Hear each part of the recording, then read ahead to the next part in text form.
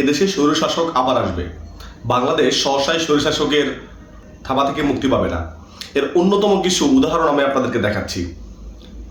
শেখ হাসিনা, তার আগে এরশাদ কি টাইপের স্বৈরশাসক ছিল এবং তারা কি কাজগুলো করতো আমরা সবাই তা জানি।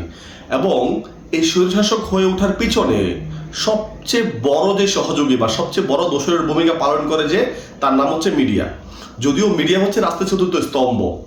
যে মিডিয়া যদি নিরপেক্ষ থাকে, মিডিয়া যদি সমাজের প্রকৃত দশা মানুষের সামনে তুলে ধরে, তাহলে কিন্তু একটা শাসক কখনো স্বৈরশাসক হয়ে উঠতে পারে না।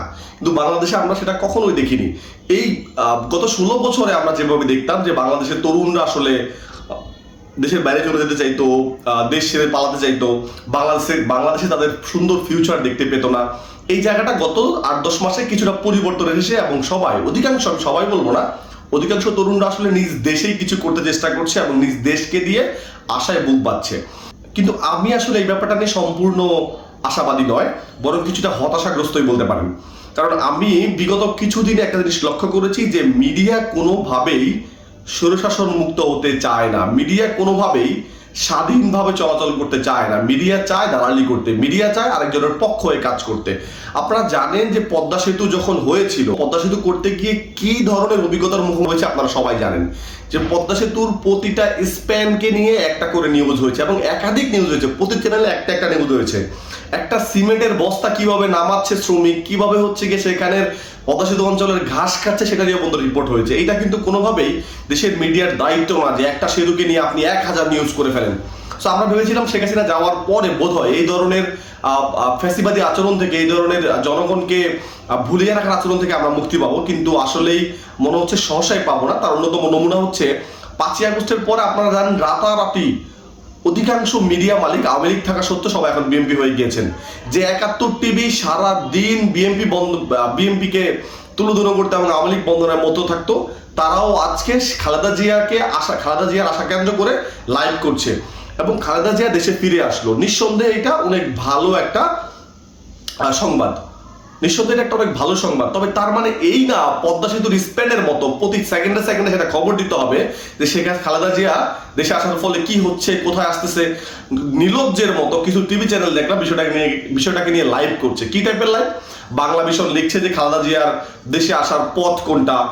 আপনার দেশ টিভিতে সরাসরি লাইভ করছে যে বিমান কিভাবে আসছে, বিমানের ককপিট থেকে আমরা লাইভ করছি। আপনার এনটিভি হচ্ছে গিয়ে নিউজ করতেছে যে সে খালেদা জিয়া কোন কোন পথে খালেদা জিয়া বাংলাদেশে ফিরবে, কোন কোন দেশ অতিক্রম করবে, এখন কোথায় আছে। মানে ফাইজলামের একটা লিমিট আছে ভাই। খালেদা জিয়া ফেরার পথে সে যে এয়ারপোর্ট থেকে গুলশান গেল, কত ঘন্টা জ্যাম ছিল, কত মানুষের ভোগান্তি হয়েছে, একটা বার কি চিন্তা করেছেন? এই জিনিসটা নিয়ে কোনো সাংবাদিক নিউজ করলো না? ন্যাশনাল মিডিয়ার কি এই ব্যাপারটা কি নিউজ করা উচিত ছিল না? যেখানে বাংলাদেশের যানজট নিরসনের জন্য এক্সপ্রেসওয়ে করা হলো, এক্সপ্রেসওয়েতে প্রায় সময় রাস্তা খালি থাকে, কিন্তু নিচে এয়ারপোর্ট রোডে প্রচুর জ্যাম থাকে। তা সত্ত্বেও মোটরসাইকেল এবং সিএনজিকে কোনোভাবেই কনসিডার করা হলো না যে এক্সপ্রেসওয়ে দিয়ে চলাচলের জন্য, বা টোল কমানো হলো না যে বাকি সকল গাড়ি যাতে চলাচল করতে পারে। বরং খালেদা জিয়ার আশাকে কেন্দ্র করে আপনি মোটরসাইকেল এবং সিএনজিকে অনুমতি দেন একদিনের জন্য, আপনি ক্যান্টনমেন্টে অবাধে ঢুকতে দেন একদিনের জন্য। এইটা কোন দাবে দালালি রে ভাই? এইটা কি দেশ স্বৈরশাসন মুক্ত হওয়ার ইঙ্গিত? মানে একটা মিডিয়া তো আমি নিউজে দেখলাম না যে খালেদা জিয়ার আসা সত্ত্বে মানুষ 3-4 ঘন্টা বা 5 ঘন্টা কত বেশি ভোগান্তিতে ছিল। অদ্ভুত ব্যাপার। খালেদা জিয়া সুস্থ হয়েছে, দেশে আসছে, ভালো সংবাদ। কিন্তু তাই বলে ভালোর পাশাপাশি আপনি কি ক্ষতি হলো সেটা দেখাবেন না। রাজনৈতিক দলগুলোকে তো চোখে আঙুল দিয়ে দেখিয়ে দিতে হবে যে তারা কি টাইপের সমস্যা সৃষ্টি করছে। এবং আমি দেখলাম খুব যে হচ্ছে কি, হ্যাঁ, মিডিয়াগুলো কে কার চেয়ে বেশি দালালি করতে পারে, কে কার চেয়ে বেশি প্রচারণা করতে পারে, বিষয়টাকে নিয়ে রীতিমতো একটা প্রতিযোগিতায় লিপ্ত হয়েছে। কিন্তু জনগণের পক্ষে কেউ নেই। সো যে দেশের মিডিয়া দালালিতে যুক্ত হয়, যে দেশের মিডিয়া কখনো মুক্ত হতে চায় না, সেই দেশ বা সেই জাতি কখনো মুক্ত হয় না। লিখে রাখেন, যদি এভাবে চলতে থাকে, যদি আপনারা মিডিয়াগুলোকে স্বাধীনতা এনে দিতে না পারেন, যদি সাংবাদিকরা স্বাধীন হতে না চায়, তাহলে বাংলাদেশ আবারও স্বৈরশাসনের কবলে পড়বে এবং সেটা খুব শীঘ্রই পড়বে।